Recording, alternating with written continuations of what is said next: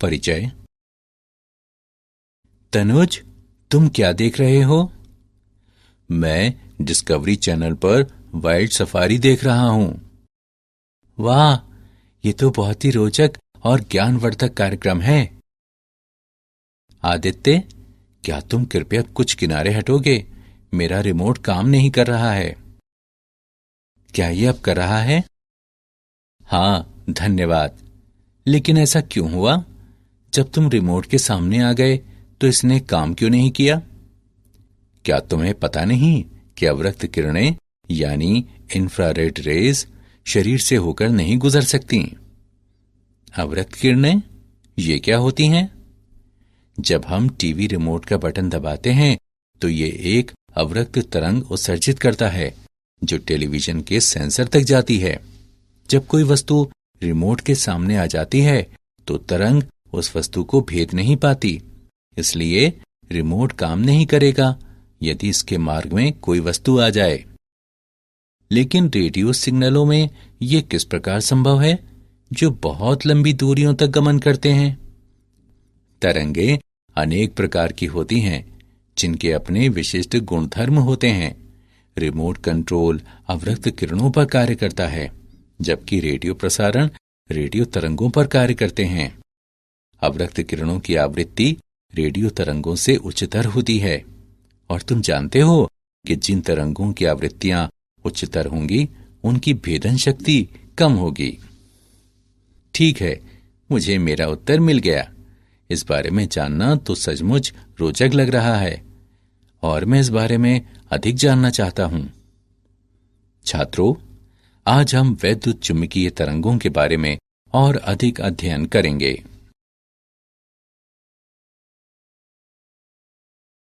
उद्देश्य।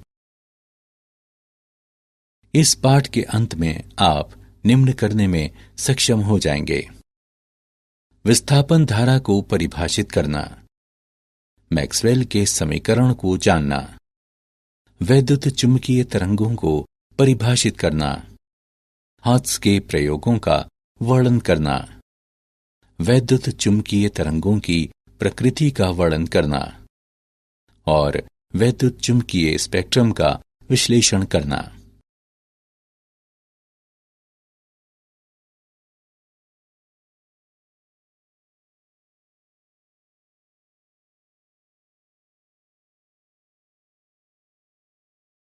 विस्थापन धारा। समय के साथ विद्युत फ्लक्स के परिवर्तन के कारण विद्युत परिपथ के कुछ भाग के माध्यम से प्रवाहित होने वाली धारा विस्थापन धारा कहलाती है। एक संधारित्र पर विचार करें जिसे धारा I को नियतांक रखते हुए आवेशित किया गया है।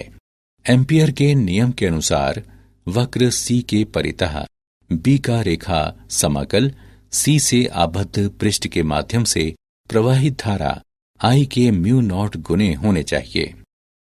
इसका आशय है कि पृष्ठ S1 के लिए B.dl का समवृत्त समाकल बराबर म्यू नॉट I, लेकिन पृष्ठ S2 के लिए जिसके माध्यम से धारा प्रवाहित नहीं होती है, B.dl का समवृत्त समाकल बराबर 0। इसका अर्थ है कि यहां एक विसंगति है।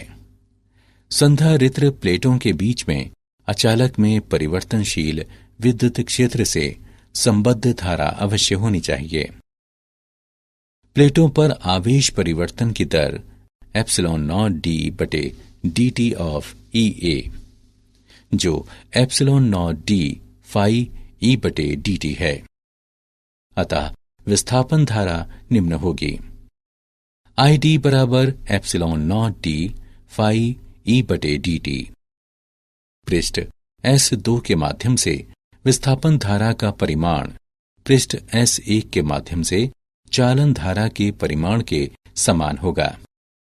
अब एम्पियर का नियम निम्न रूप लेता है: B.dl का समवृत्त समाकल बराबर म्यू नॉट गुणे I plus ε0d phi E/dt।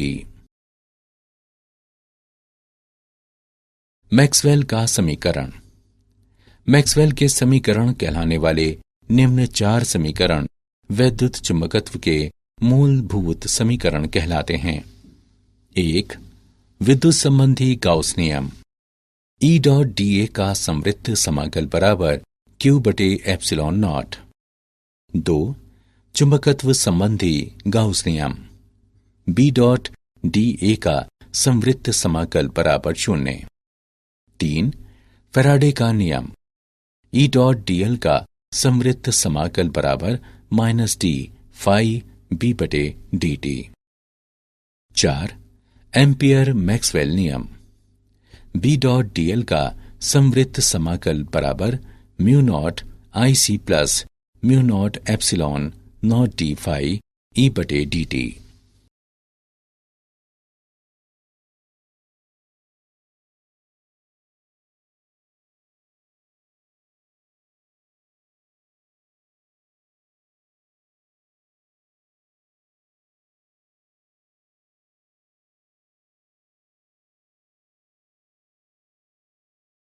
वैद्युत चुंबकीय तरंगें। वैद्युत चुंबकीय तरंग एक दूसरे से समकोण पर तथा प्रसार की दिशा के भी समकोण पर विद्युत एवं चुंबकीय क्षेत्र सदिशों में परिवर्तन के कारण दिक् स्थान में उत्पन्न विक्षोभ होता है। ये तरंगें अनुप्रस्थ प्रकृति की होती हैं। मुक्त आकाश में इन तरंगों का वेग प्रकाश के वेग के बराबर होता है, जो कि 3 गुणा 10⁸ मीटर प्रति सेकंड होता है। वैद्युत चुंबकीय तरंगें त्वरित या अवमंदित आवेश या LC परिपथ द्वारा उत्पन्न की जाती हैं। EM तरंगों की आवृत्ति 1/2 पाई √LC होती हैं।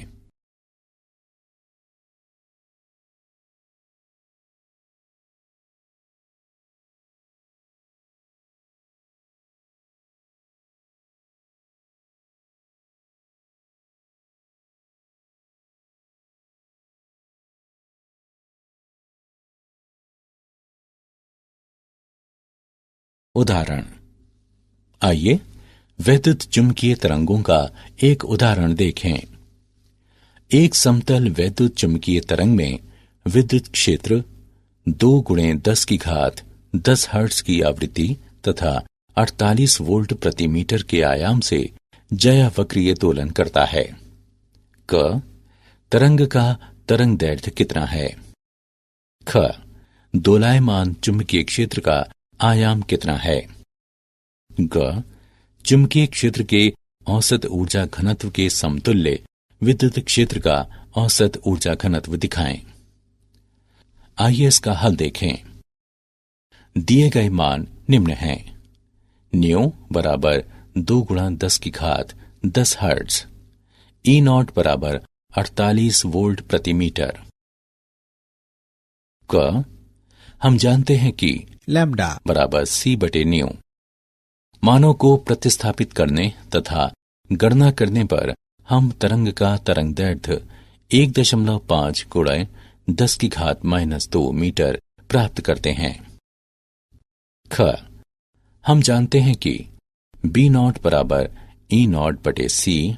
मानों को प्रतिस्थापित करने तथा गणना करने पर हम चुंबकीय क्षेत्र का आयाम 1.6 गुणे 10⁻⁻7 टेस्ला प्राप्त करते हैं। ग. विद्युत क्षेत्र का ऊर्जा घनत्व 1/ε0 E वर्ग है। चुंबकीय क्षेत्र का ऊर्जा घनत्व 1/2 म्यू नॉट B वर्ग है। हम जानते हैं कि E बराबर CB तथा C बराबर 1/√μ नॉट एप्सिलॉन नॉट। उपरोक्त दोनों समीकरणों को हल करने पर हम विद्युत क्षेत्र का औसत ऊर्जा घनत्व चुंबकीय क्षेत्र के औसत ऊर्जा घनत्व के समतुल्य प्राप्त करते हैं।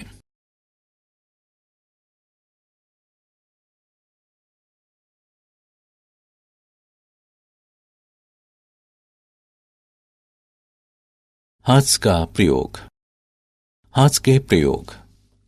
एक प्रेरक कुंडली को धातु के 2 बड़े गोलों से जोड़ा गया है, जिनके बीच संधारित्र के लिए संकीर्ण स्थान है। प्रेरक कुंडली से गोलों में कम वोल्टता के स्पंद प्रेषित करते हुए परिपथ में विद्युत दोलन प्रेरित किए जाते हैं और एक गोले को धनावेशित तथा दूसरे को ऋणावेशित करते हैं। इस आयनित अवस्था में वायु अंतराल में इलेक्ट्रॉन तथा आयन परिपथ के समान आवृत्ति न्यू के साथ आगे पीछे दोलन करते हैं। इस प्रक्रिया के परिणाम स्वरूप न्यू आवृत्ति की वैद्युत चुंबकीय तरंगें उत्पन्न होती हैं। ये परिपथ एक ट्रांसमीटर कहलाता है क्योंकि ये वैद्युत चुंबकीय तरंगें उत्पन्न करता है। ग्राही परिपथ में तार का एकल पाश होता है जो दोनों गोलों से संयोजित है, जिसका अपना क्रियाशील प्रेरण, संधारिता तथा दोलन की प्राकृतिक आवृत्ति है। प्रेक्षण: जब ग्राही की अनुनादी आवृत्ति प्रेषित्र के अनुरूप होती है तो प्रेषित्र से ग्राही तक ऊर्जा का स्थानांतरण वायु अंतराल में स्फुलिंगों के रूप में होता है। स्थानांतरित ऊर्जा वैद्युत चुंबकीय तरंगों के रूप में ले जाई जाती है। जब ग्राही में अंतराल प्रेषित्र में अंतराल के अभिलंबवत होता है तो ग्राही अंतराल में स्फुलिंग प्रकट नहीं होते, अर्थात वैद्युत चुंबकीय तरंगें संसूचित नहीं की जाती। जब दोनों अंतराल समांतर होते हैं तो ग्राही अंतराल में स्फुलिंगों का उत्पादन अधिकतम होता है। वैद्युत चुंबकीय तरंगों की प्रकृति: वैद्युत चुंबकीय तरंगें उदासीन होती हैं, इसलिए ये विद्युत तथा चुंबकीय क्षेत्रों द्वारा विक्षेपित नहीं होती। वैद्युत चुंबकीय तरंगों में परावर्तन, अपवर्तन, व्यतिकरण, विवर्तन तथा ध्रुवण के गुणधर्म प्रदर्शित होते हैं। वैद्युत चुंबकीय तरंग में वैद्युतिक तथा चुंबकीय क्षेत्र सदैव समान कला में होते हैं। वैद्युत चुंबकीय तरंग में विद्युत सदिश प्राकाशिक प्रभावों हेतु उत्तरदायी होता है तथा प्रकाश सदिश भी कहलाता है। वैद्युत चुंबकीय तरंग में तरंग संचरण की दिशा में ऊर्जा का प्रसार विद्युत तथा चुंबकीय क्षेत्र सदिशों के माध्यम से होता है।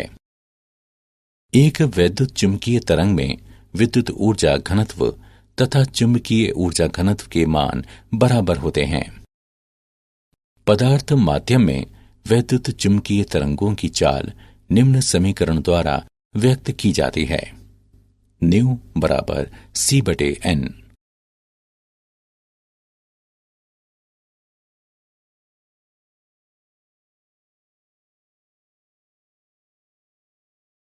वैद्युत चुंबकीय स्पेक्ट्रम: वैद्युत चुंबकीय तरंगों का वर्गीकरण वैद्युत चुंबकीय स्पेक्ट्रम की आवृत्ति के अनुसार किया जाता है। एक प्रकार की तरंग तथा दूसरे प्रकार की तरंग के बीच कोई स्पष्ट विभाजन रेखा नहीं होती। वर्गीकरण मोटे तौर पर इस पर आधारित होता है कि तरंगें किस प्रकार उत्पन्न या संसूचित की जाती हैं। आइए घटते तरंग दैर्ध्य के क्रम में इन विभिन्न प्रकार की वैद्युत चुंबकीय तरंगों का वर्णन करें।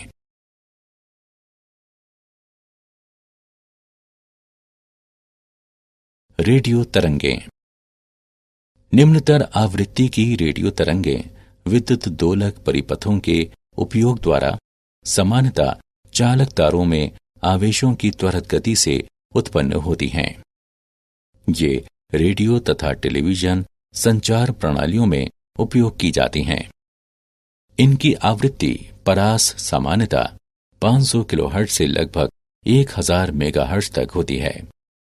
सेलुलर फोनों में अत्युच्च आवृत्ति बैंड की रेडियो तरंगों का उपयोग करके ध्वनि संदेशों का आदान प्रदान किया जाता है।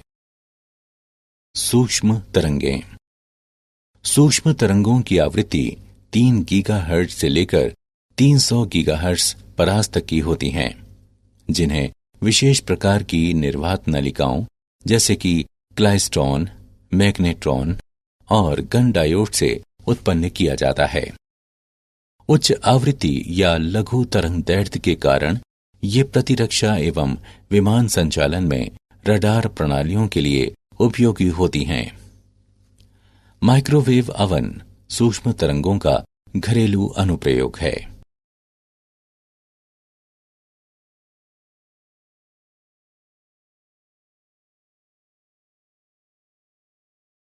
अवरक्त तरंगें, इनका तरंग दैर्ध्य 10 की घात -3 मीटर से लेकर 7.8 गुणे 10 की घात -7 मीटर तक होता है। ये तरंगें अणुओं तथा गर्म पिंडों से उत्पन्न होती हैं और कई बार ऊष्मा तरंगें भी कहलाती हैं। उद्योगों, औषधियों, खगोल विज्ञान आदि में इनके अनेक अनुप्रयोग हैं। अवरक्त विकिरण हरित गृह प्रभाव में भी एक महत्वपूर्ण भूमिका निभाता है। अवरक्त संसूचकों का उपयोग भू उपग्रहों में सैन्य प्रयोजनों से तथा फसलों की वृद्धि का प्रेक्षण करने के लिए किया जाता है। घरों में रिमोट स्विचों में अवरक्त तरंगों का व्यापक उपयोग किया जाता है।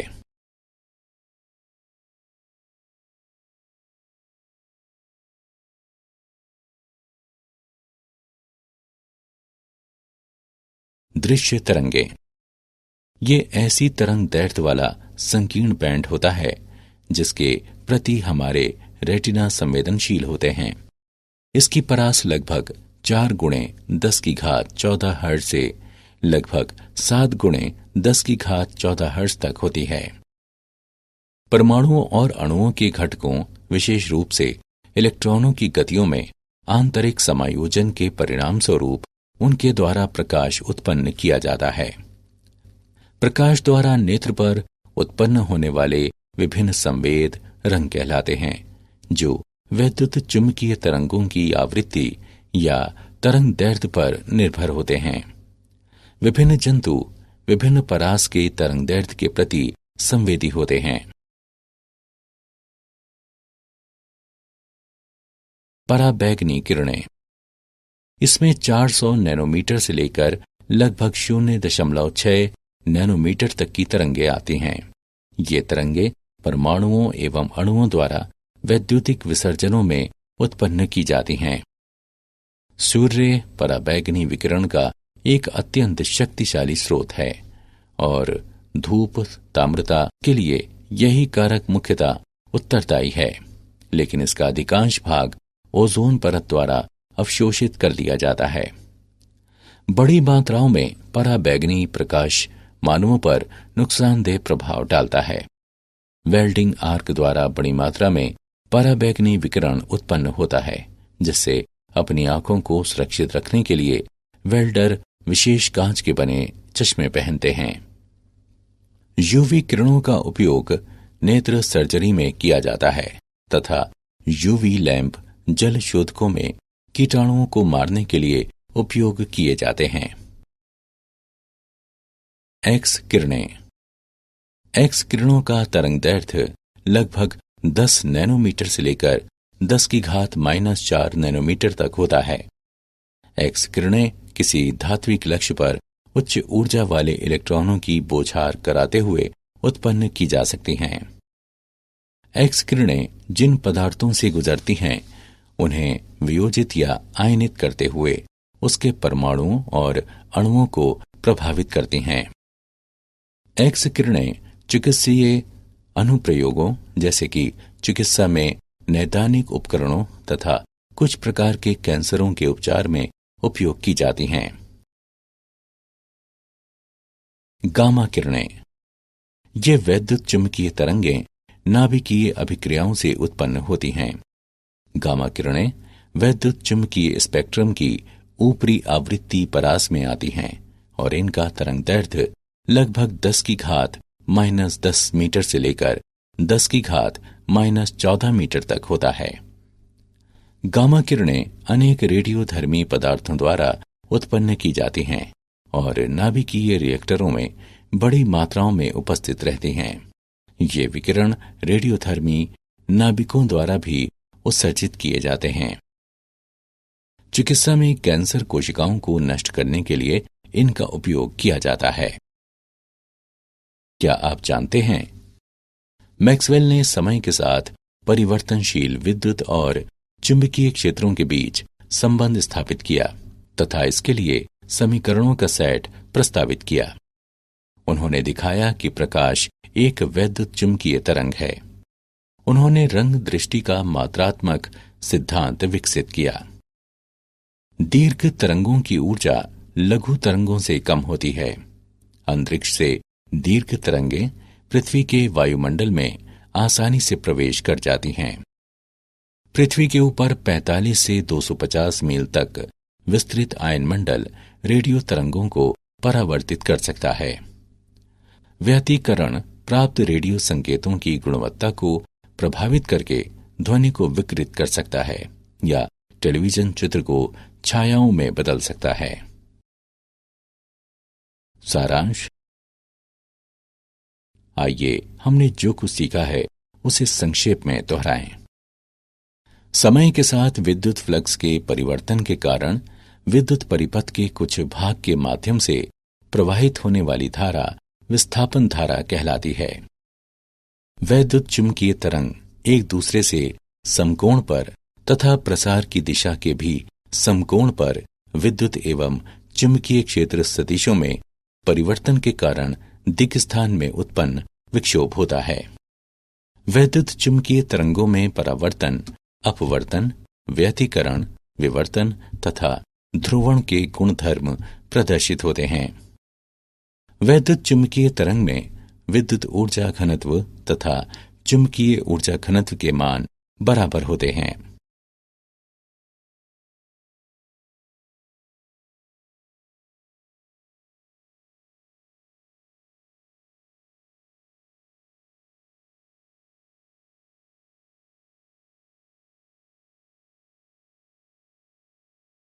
आवृत्ति के अनुसार वैद्युत चुंबकीय तरंगों का वर्गीकरण वैद्युत चुंबकीय स्पेक्ट्रम कहलाता है। रेडियो तरंगें चालक तारों में आवेशों की त्वरित गति से उत्पन्न होती हैं।